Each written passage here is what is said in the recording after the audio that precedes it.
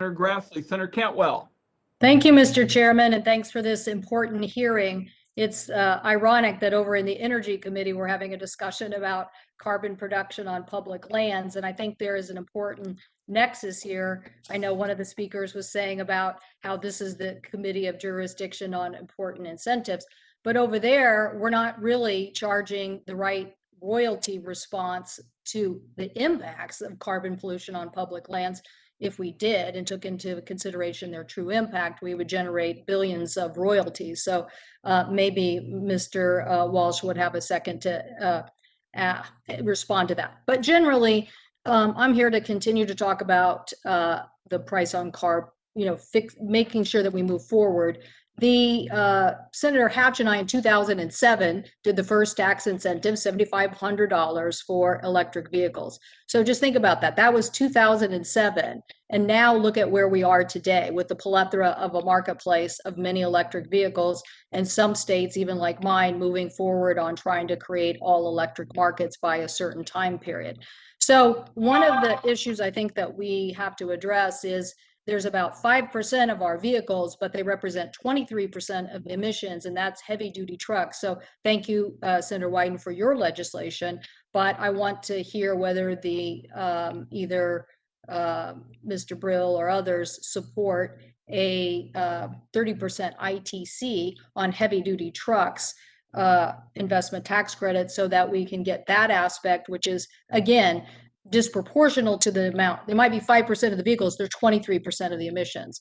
So can we and should we tackle that next? And obviously would like to hear people's views on why setting a price on carbon. Senator Collins and I had a cap and dividend bill. So we were trying to send the right market signals and give time for the market to adjust. So I see now where chambers of commerce and people like AEI and others are saying, yes, that is right. We need this price signal. So I'm not talking about, I'm asking the AEI witness to comment about why predictability is so important. But first, Mr. Walsh, if you wanted to comment on public lands and why a 30% ITC on heavy duty trucks are important.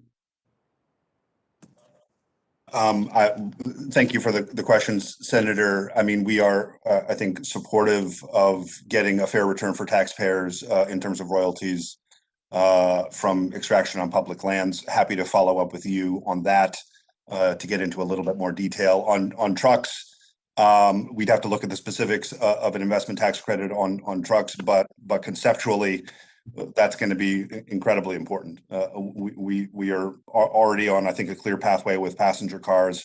Have some more work to do to get there with trucks, and so would welcome an opportunity to talk with you and your staff about that. Well, I think the technology is there, and just like with everything, non-refundable engineering costs are costly things that drive or prohibit the market.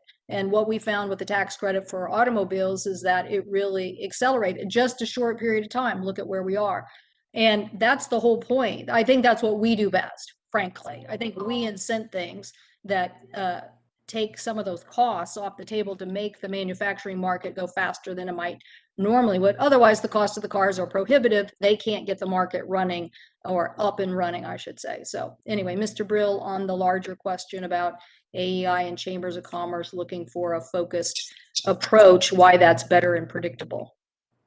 Thank you very much, Senator. As I mentioned in my written testimony, numerous economists across the political spectrum have for a long time advocated for a price on carbon. And as you noted, more recently, the business community, BRT, the Chamber of Commerce, API, and others have also joined in that view. A price on carbon is a very broad-based strategy for addressing climate emissions, as opposed to the narrow approach of a specific subsidy or targeted tax credit. For that reason, it works through a myriad of channels. It encourages both the innovation of new technologies, as well as encouraging consumers to alter their behavior to reduce energy consumption overall, as well as encouraging the deployment of existing technologies.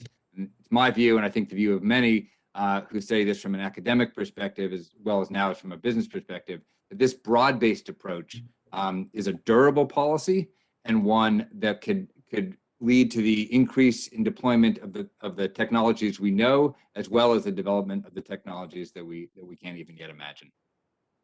Thank you.